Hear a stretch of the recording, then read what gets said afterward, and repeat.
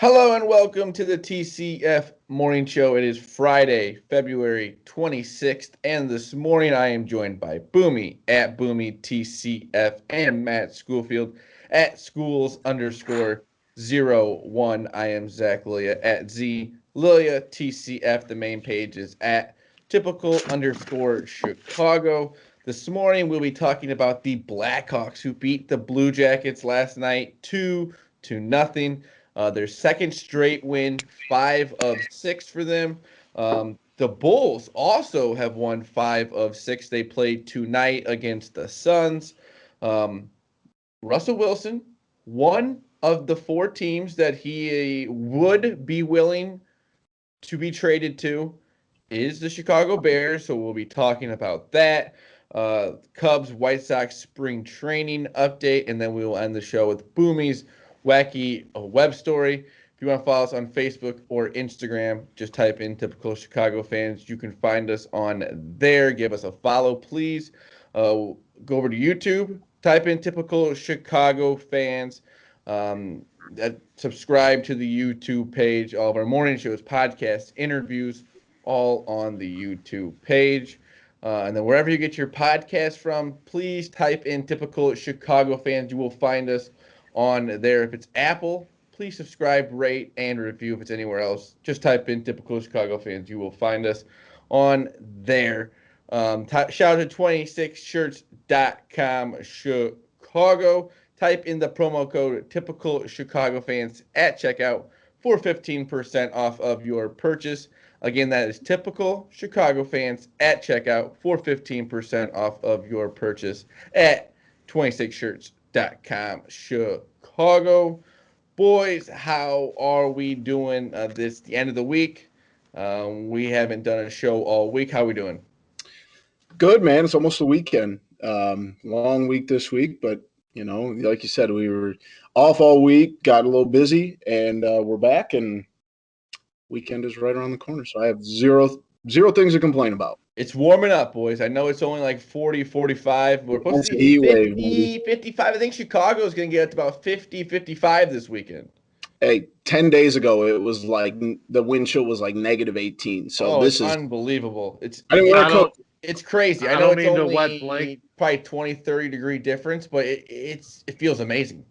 I don't mean to wet blanket this thing, but that just means a lot of this, like this foot of snowpack is going to turn into a sloppy fucking mess. It's already getting there, yeah. So just prep yourself for that. I hate to be this way, Maddie, but I'll take it if it warms up a little bit. Well, absolutely. I'll take sloppy mess over like -5. Don't get me wrong. Yeah. I'm not saying that, but just don't want to get too pumped up yet. Get me to 65 with no snow on the ground, and my God, you will see a big smile on my face. Let's put it that way. Very true, very true. I have a bunch of snow in my backyard still. So I got a shitload, dude. It's crazy. Wait, you can't even enjoy the nice weather right now. What'd you say? I couldn't hear what you said. I'm sorry. I said you can't even enjoy the nice weather with all the snow in my backyard right now. No, not at all. Not at all. But like you said, it is. You can see the light at the end of the tunnel for winter. Hopefully. Knock on wood in a way. Yeah, I don't know. I forget what that stupid groundhog said, but I think it was 6 more weeks of. They canceled it. COVID canceled the groundhog, dude. We should just cancel that stupid animal for the rest of the time. Not a fan of the groundhog. Don't need it. Let's out go on the groundhog as well. Unanimous. Our first subject: the Blackhawks beat the Blue Jackets 2-0. They're looking good, boys. 5 of 6. The Blue Jackets, twice in a row. They're looking good on the offensive side, and also the goalies are really stepping up. Yeah, Subban gets a shot tonight and pitches a shutout. So, I mean, it's one of those things we complained a lot, early, and one of our biggest worry points was the defense and the goaltending, and rightfully so. I mean, look at the way they started. They gave up 11 goals in the first 2 games, and like you said, Zach, we've had Lankinen had a shutout, I think last week, maybe early this week, and now Subban does it. That's definitely progress. Yeah, it's awesome because at the beginning of the season, they were like, oh, we don't know what's going to happen with the goalies. When Corey Crawford signed with another team, but then actually ended up retiring with the big question mark at the beginning of the season, and they've really stepped up. It's really the whole Blackhawks team has stepped up. The rookies. I mean, Patrick Kane is just playing on another level again, like always. That golden night The was just Brinket's dirty. playing great. It's I mean, every night. This whole team is just starting to mesh really well together. Kane's doing something every night right now. That's just it's the same thing as that we say all the time. It's the wow factor is off the charts with him, and it's unbelievable what he's been able to do.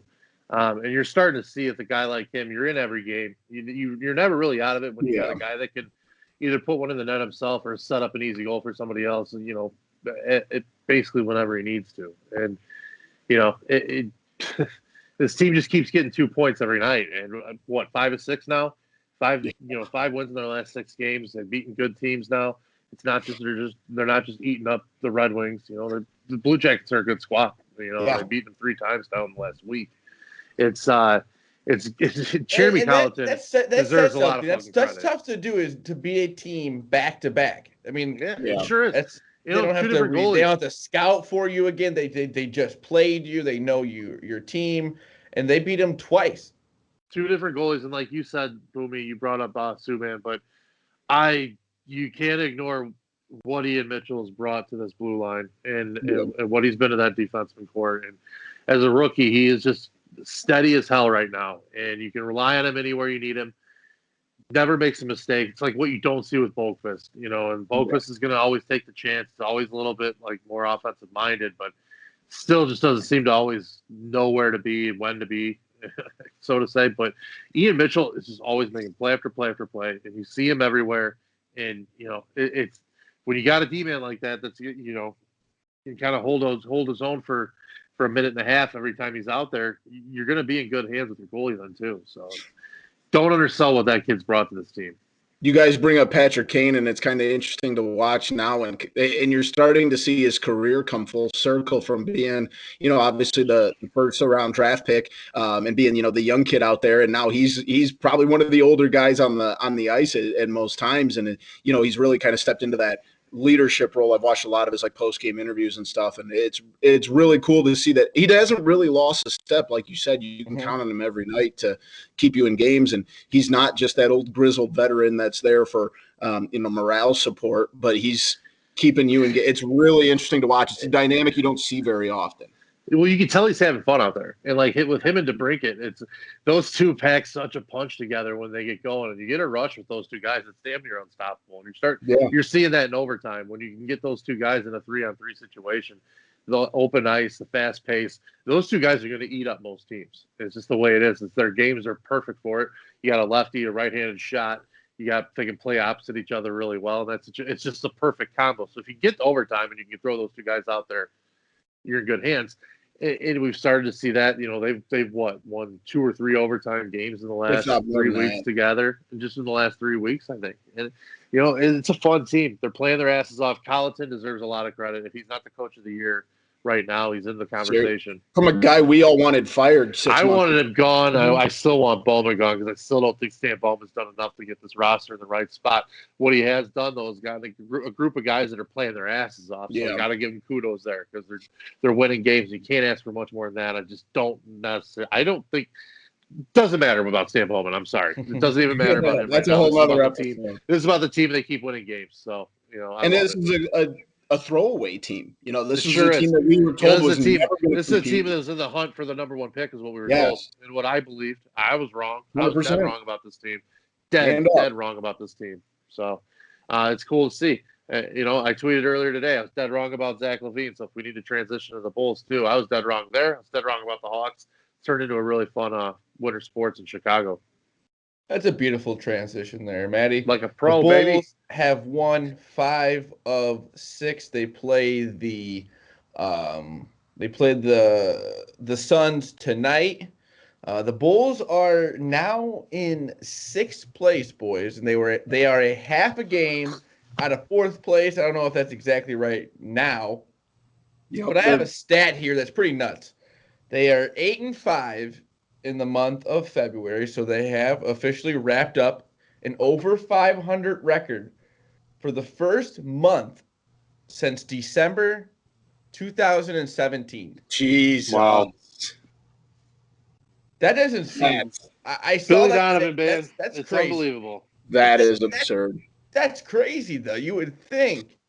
That's 3 years. Yeah, 4 years. 4 years. Sorry. Yeah. Starting to see what a good coach can do in the NBA. Uh-huh. You know what It's I mean? wild, isn't it? But that's really a stat that shows you that they are trending in the right direction. Finally. And Zach LaVine is officially an all-star. Yes. And Zach yes. LaVine's officially First a stud. all-star. I was wrong. I want to Yes. admit it First right here. all-star appearance. Right here on the pod, I just want to say, hand up. I was wrong. If anyone wants to join me and say they're wrong, it would make me feel better. But I was wrong. So I'll say I was wrong, but I'm with Maddie. He was awesome. one of the. He's awesome right now. He can be one of the three on a championship team. If you need a big three to win a championship, as basically everybody thinks, he can be one of those three, in my opinion, at this point. Now, how you get the other two, that's up to AK, and the rest of the front office, how they're going to do it. But, hey, you got one of them. Let's get two more. It's awesome. It's nice to see this team finally working together, the players and the coaches, all on the same page. The players are invested in this team, and they trust this coach, and it's just nice to see that you can finally see some trust, because last year there was nothing there. Nothing. Guys, I got another stat for you. Zach LaVine, since the first of the year, has only scored under 20 points 3 times. That's pretty good. And a lot of these. He averaging like 28, 29, right? Let's see. He is averaging 28.8 right now. Fourth or fifth? I think so. I think he's still up. He is currently – no, he's not top 5. Currently 6th. Yep, he's a 0.1 behind Luka Doncic. So, yeah, I mean, it's 25 years old. Yeah, people forget that. He's been in the league a while. I don't want to be, rain on the parade here. With a team this young, with, a core like they have, you hope that this success can sustain, and that these long, weird NBA, because I think I saw they're playing like 32 games in 62 days in the second half of the season. With that, I would say this is where the experience of Billy Donovan, I think, will really come into play. Yeah, you're absolutely right. Because look what they've done with Thad been through that multiple times in the NBA already. Yeah. You're seeing the way he's been using Garrett Temple and Thaddeus Young are becoming guys that are not just end of the bench guys on other teams. They're playing a role and they're getting more minutes because they're out there giving the young guys a break, and they're playing their ass off right now. So you want to see that continue as the second half creeps up on us here. Boys, how awesome is it that we have the Blackhawks and the Bulls to look forward to pretty much every night of the week. It's awesome. If the playoffs in both leagues started today, both teams would be in. Yep. So I'm excited to see where those two teams go. It feels like 2013, 2011. Yes. Yep. Yes. We'll talk about them more next week on the TCF Morning Show. All right, fellas, let's get into this one. Rusell Wilson has said that if he was to demand a trade, would either go to the Bears, Cowboys, Saints, or Raiders. Raiders have a quarterback right now. The Cowboys and Saints don't really have a quarterback per se. And the Chicago Bears seems like the only fit that would really work. Doesn't it, Maddie? Well, it does, but I want to spin it this way, and I heard an interesting take, and I can't remember where it was, what news or what website it was today, but I saw a good angle at this. Was not only, but if they can't get Rusell Wilson, but if Rusell Wilson goes to one of those other teams, that's 3 other options of quarterbacks that now become available. Dak Prescott, which fine. Sign me up for that if that's the guy that the Bears can get after that. I'd take Dak Prescott in a heartbeat. Like you said, the Saints, Jameis, I'd take Jameis over Nick Foles in a heartbeat right now. And Derek Carr, fine. I'll take Derek Carr over Nick Foles in a heartbeat too. So, if they can't get, Rusell Wilson out of it, the trickle-down effect of that is going to be, lead to another good quarterback being available most likely. So there could be I'm not opposed to taking care of the domino effect of that. That said, let's go get fucking Russell Wilson. I'm fine with that too. And then that's Deshaun the kind of guy Watson, that Deshaun Watson wants out of bed. Houston.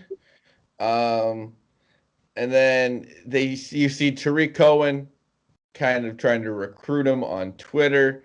Cordell Patterson puts up the picture with him and Rusell Wilson. I think that's awesome to see. But what do you feel like if you're Mitch Trubisky? If you're Mitch Trubisky, yeah. I was just thinking that too. I was like, wait a minute. I was thinking that too. Hey, thanks, boys. Yeah, lining up the moving truck. Pretty much. I mean, yikes. Where my boys at, huh? Yeah, that's about as telling as you can say it. It's just rough go at it for Mitch, but hey, you got a pocket full of cash to fall back into. So. Oh yeah, he's he'll be all right. Honestly, I think for him, dude, if he gets 7 more years out of being a backup quarterback, he'll be just fine with in life. So I think he wants a little bit of a change of scenery too. I don't think he wants to be in Chicago. We'll put it that way. You can't really blame the guy. No, not at all. No, I want to put it this way, Zach. All things being equal, like the trade packages, who knows what they would be. I would assume that they're probably relatively equal in terms of what you're going to have to give up for Wilson and Watson in a trade. Who would you rather have? What did Adam Schefter say? They should give up the Sears Tower for him. Yeah, well, exactly. I mean, but what would who would you rather have? What do you mean? Who? Watson or Wilson, if all things being equal? Watson. Boomy, who would you say? Wilson. I'm just saying for the long term. Yeah, I agree with you, Zach, on that term. But if you and the way I look at it is Pace and Nagy have to win now with their situation. And I think that the best scenario for them would be Wilson, because if you insert him, the guy just knows how to win. The guy knows how to go to the playoffs. He only's missed the playoffs like 2 times in his career. And I think for the short term, it's Russ. For the long term, it's Deshaun. It all depends on, what you're looking at. And I'm not saying that Deshaun Watson can't take you to the playoffs in year 1 or 2, but I think if you're looking for an immediate, not guaranteed question for Bears fans. That's a tough question. I would take either. I'm not gonna kick either out of bed. We'll just put it work. Your gift horse in the mouth here on either. Yeah, I mean, frankly, for me, I think it comes down to, I think whichever if we got Deshaun Watson or we got Russell Wilson, both of them would be the best quarterback the Bears would have ever had. Definitely, I think Watson might have more talent, and I think Wilson is probably more capable of winning with less. If that makes any sense. Yeah, that does make sense. You know what I mean? But I think Wilson can kind of go out and win games on his own a little bit. With just he's gone to the playoffs the last 10 years. It's nuts. Like he just it's like he rolls out of bed and gets you 8 wins, and then like the rest of your roster to kind of pull you through to a couple more, and you make the playoffs. So between that and you just haven't seen Watson just kind of take the team and carry it, but I think the potential for him to be able to do that is there. So it's not like, what I mean? This guy's a stud. Let's not kid ourselves. He's a franchise quarterback. If you get either one of them, you got to do it. And see, to me, probably take Wilson with the Bears. I think he could work with less because I don't think the Bears would have a great roster around him. And I think Russ got there because, those first couple of years, when he goes to the Super Bowl, he had some of those weapons, those, things he could go to, and he learned how to win. And that kind of helped him develop into that kind of quarterback where Deshaun's never really had that. I mean, DeAndre Hopkins was a dog, but that definitely didn't have the talent equivalent of what Seattle had in Russ's early years. And he learned how to handle, that adversity because of what he went through when he had those successful weapons. Well, let's not forget Wilson, yes, he won a Super Bowl. They also had a historic level defense that Yeah, got him. exactly. So it wasn't, and yeah, I think Houston's had some talent, like you said, but they haven't been, and they haven't been anywhere near the hemisphere that the Seahawks have been. No. But fellas, the problem is he actually has not demanded a trade yet. So No. really, none of this really matters. Yeah, none of if this I really were, matters these are at the all. only 4 teams I'm going to. Yeah, none of this matters at all. Cubs, White Sox, training camp, or spring training, not training camp. Tomato. I saw, is it Jose Abreu? Is he out with COVID? Yes, Yeah. he will not start. They started this week or past week, and he tested positive, so he's out for a little bit. And not much really going on with either team. Start on Sunday. Cubs play Monday. Right here. I mean, Monday. Here we go. It's exciting, especially to see what this for the White Sox, to see what this rotation, both teams, Cubs and White Sox, to see what the rotations can do. The White Sox got a little more, I guess, hope in theirs. But you guys see who the Cubs open up with? Who? Padres. Oh, great. Yeah. It's gonna be BK, Kyle Hendricks, Yu Darvish. Yeah. Opening day. Gross. That's disgusting. Opening day of spring training. Here you go. But what I was trying to say before Boomy just ruined my mood.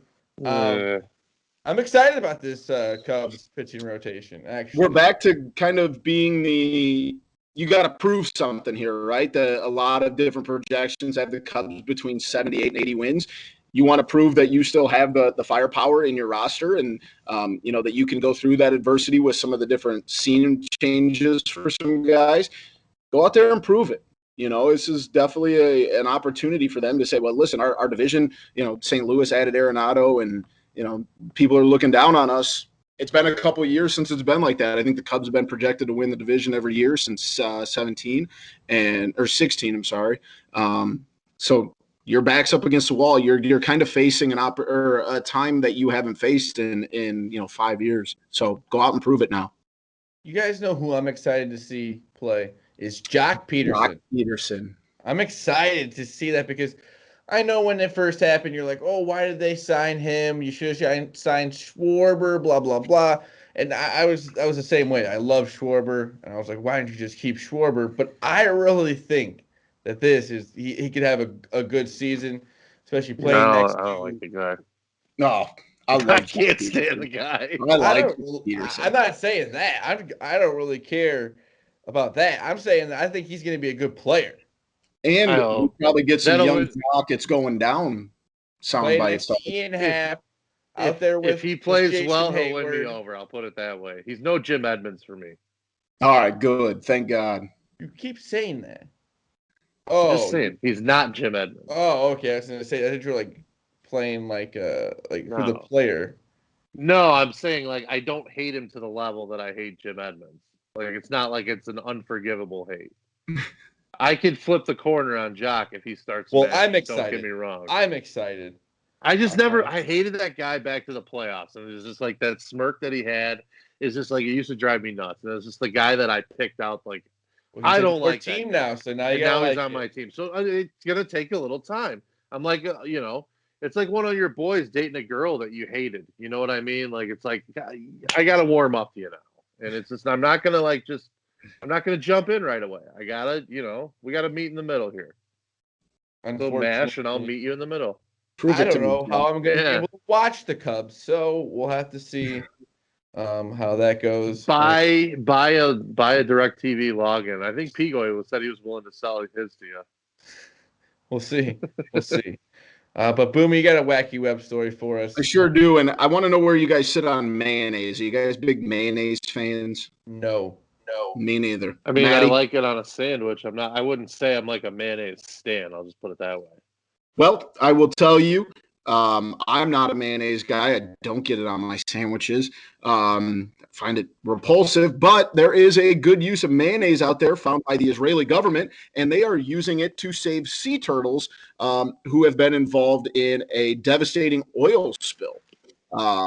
No clue how they found this, if just some idiot grabbed the wrong container, but they have been using mayonnaise to treat endangered green sea turtles that were affected by an oil spill that coated Israel's coast in thick black tar. They say that this happened. Wait, what does the mayonnaise do? I don't. They're coating these turtles to help clean the tar off. That can't So be it's basically good for like mayonnaise. it's basically like Dawn dish soap that just like the degreaser. Yeah, you just, see like, the commercials pulls the where they're grease off. scrubbing the little ducks with a toothbrush and Dawn soap, but I think they're using. I understand that can't be good for mayonnaise, the product. Or it can be. Or it can be. Cuts all the grease out of your shitty stomach after that bad food you ate. Now you're making sense. Now that I get you there. It said they're maybe not. I don't think those are the same thing. They said they are using grease, sorry, guys, I have grease, grease, dude. It just what are we talking about here? Slow down. They're actually feeding these turtles, and the some enzyme or something inside of the mayonnaise is helping their bodies to produce something that will help make the tar easier to come off.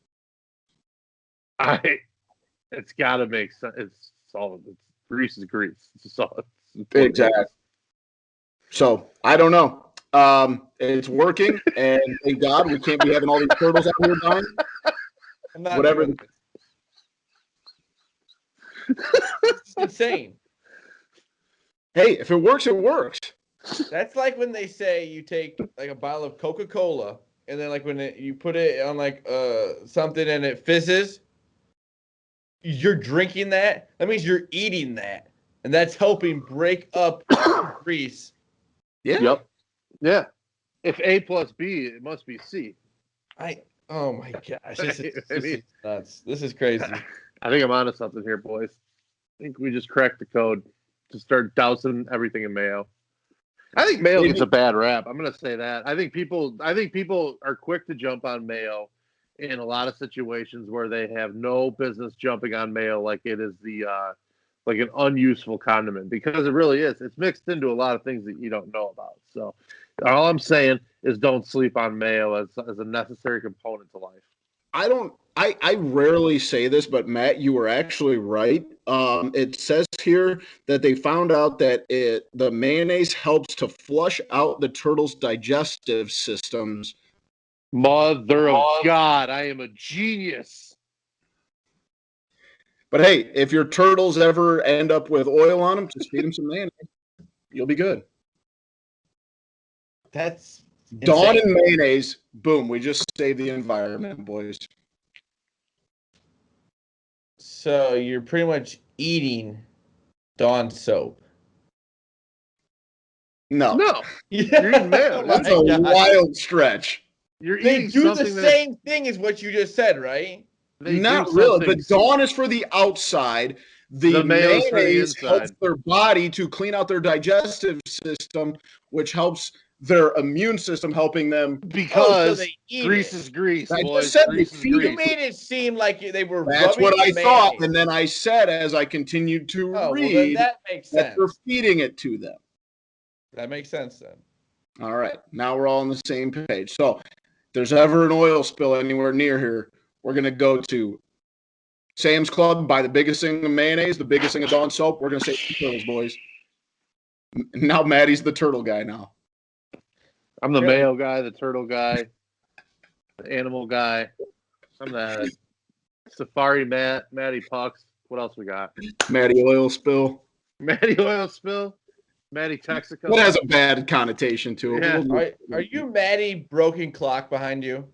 Maddie's been Maddie broken clock since we did this show. Yeah, that clock I could not take my eyes off that tonight. That clock has not had batteries in a long time. And it's got big giant chip in it. The bottom is broken. I keep that clock because it's got character. It took a nasty spill one time in an unfortunate situation that was pretty funny, so I kept the clock as a memento.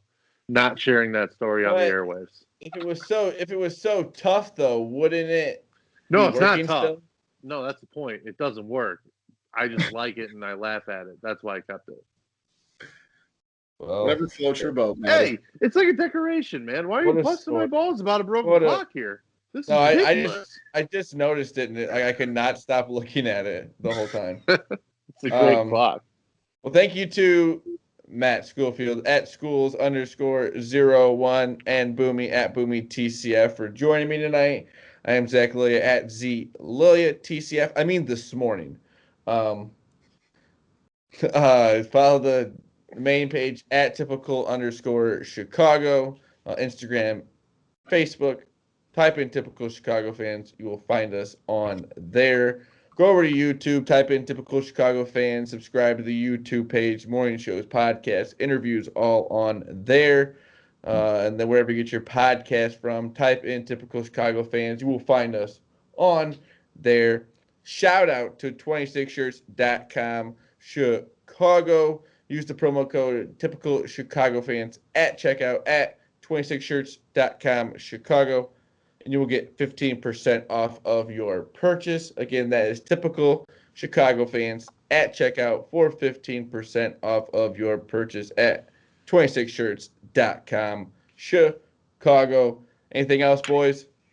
Let's have a beautiful Friday, a beautiful weekend. Enjoy it while it's here. We got a big podcast coming Sunday night. It'll be out late Sunday night. So be on the lookout for that. We got Dom Frederick coming on. We got the first Cubs game on Monday, spring training. So got to get a good dose of morale here for it. Yes, sir. Anything else, Maddie? Have a beautiful Friday, boys. This has been the TCF Morning Show, Friday, February 26th. We love you all. Peace. Mayo.